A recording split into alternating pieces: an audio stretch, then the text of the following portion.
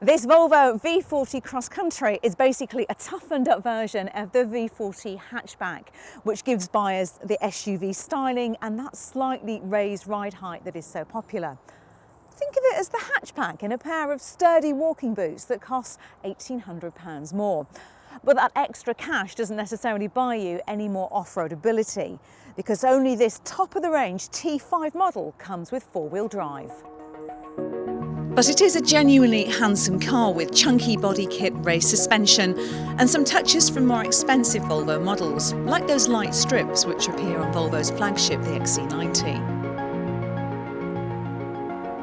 What I really like about the V40 Cross Country is that it has a kind of aura of simplicity about it. Sure, it's jumped on the compact SUV bandwagon, but I mean, who hasn't these days? But it's done so in typical Swedish, understated style, and it offers a really good alternative to the BMW X1, the Audi Q3, or even, perhaps, the Mini Countryman. And that dose of Swedish style continues inside, where it's identical to the hatchback, and it is undeniably very smart, really well built, and it also has a lovely kind of calm feeling about it, which I really like.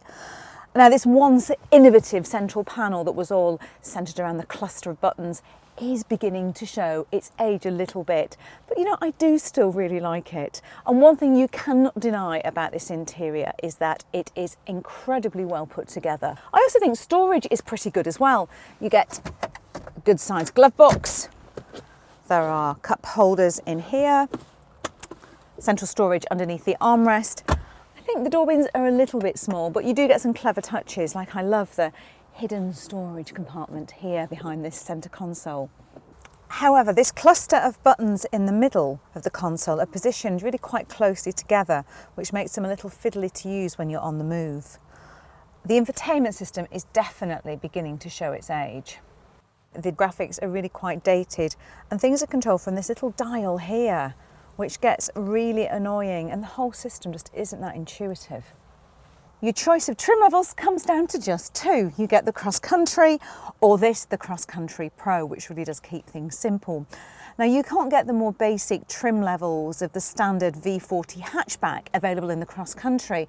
So the trim levels start halfway up the range, which means that even the entry-level model is well equipped. The standard trim includes automatic windscreen wipers and LED headlights, 16-inch alloy wheels, leather seats, climate control, cruise control, a DAB digital radio and an autonomous emergency braking system that works at urban speeds. The Cross Country Pro adds leather seats, 17-inch alloy wheels, sat-nav and various bits of upgraded interior and exterior trim. Now, you'll get four adults in here comfortably, but the back two have got to get in and out first, and that is as wide as the door opens. You know, I just don't think that's wide enough. It's going to be a real pain if you're loading children in and out of the back of car seats in here. However, once you're in, well, okay, the nice wide seat base with its ISOFIX points means you have plenty of shoulder room. Knee room is also good. Headroom though isn't great. Anyone much taller than me, I'm 5'4", is going to struggle in here, and if you've got a 6-footer, well, they're going to spend a lot of their time slouching in the back. It's billed as a 5-seater, but again, I don't think this middle seat really works for anyone other than children. There are a few things that I do like though. I like the armrest that folds down, and I love the little cup holders that pop out of the middle seat. I think that's really quite neat. And I think this is a really useful feature. This front seat folds completely down, which is handy for those trips to IKEA, Christmas tree, you know, just when you need extra space. However, it's a little bit awkward to do, but there you go. One thing I think that's really lacking in the back of here though is a USB point. I don't know about you, but in a premium car like this, I just expect to find one of those in the back of the car these days. Volvo's reputation for building spacious, practical cars takes a bit of a knock when you open the boot. It's below average for the class, and you have to lift things over a large boot lip. Now, this version comes with an optional extra. It's this false floor, which converts into a shopping bag holder, which is actually really quite handy. However, it is really worth pointing out here that if you don't opt for this, what you end up with is a really large lip across the middle there, and you've got to hoik things over it when the seats are down, which becomes very annoying. And look, it also seems a little bit mean that you have to pay extra for something that I think should really come standard. So let's talk driving now, and as I've said, don't let its SUV looks fool you, because only this most powerful petrol version has four-wheel drive, and even that version is more of a road car with extra grip than a genuine off-roader. But what that four-wheel drive does give you is added confidence when it's paired with this T5 2-litre petrol engine, which performance-wise delivers really good pickup. You know, for my book, this is up there with a sporty hatchback. What it doesn't deliver though is huge amounts of fun. It's not really going to put a massive smile on your face. You know, the steering just isn't that responsive. There's not an awful lot of feel going through here for what the wheels are up to. And this 8-speed automatic gearbox feels a little bit clunky as it works its way through the gears.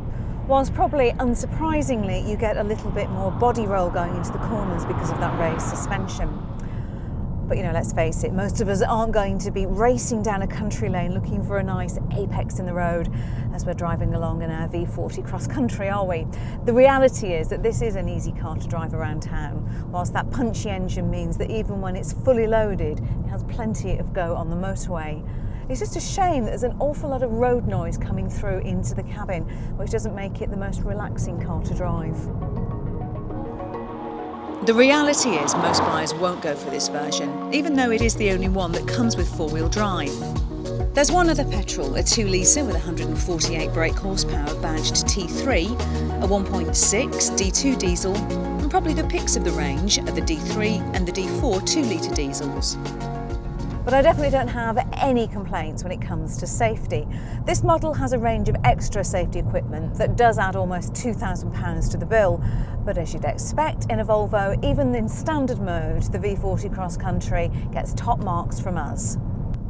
It has a full 5-star Euro NCAP safety rating, and all models come with 7 airbags, including a pedestrian one that pops out from under the bonnet, and they're also fitted with low-speed automatic braking that's activated if the car detects an obstacle ahead. It's to reduce the impact of, or potentially even stop, minor accidents. All of these features helped it to achieve a perfect and an extremely rare 100% score for safety assist technology in those Euro NCAP tests. And of course, it's that reputation for safety and also reliability, where Volvo consistently scores highly, that makes this an easy car to recommend, despite the small boot, slightly ageing feel and premium price tag. If you like this video, watch our review of the Infiniti QX30 and our SUV playlist, and click the Carbuyer logo to subscribe to our channel.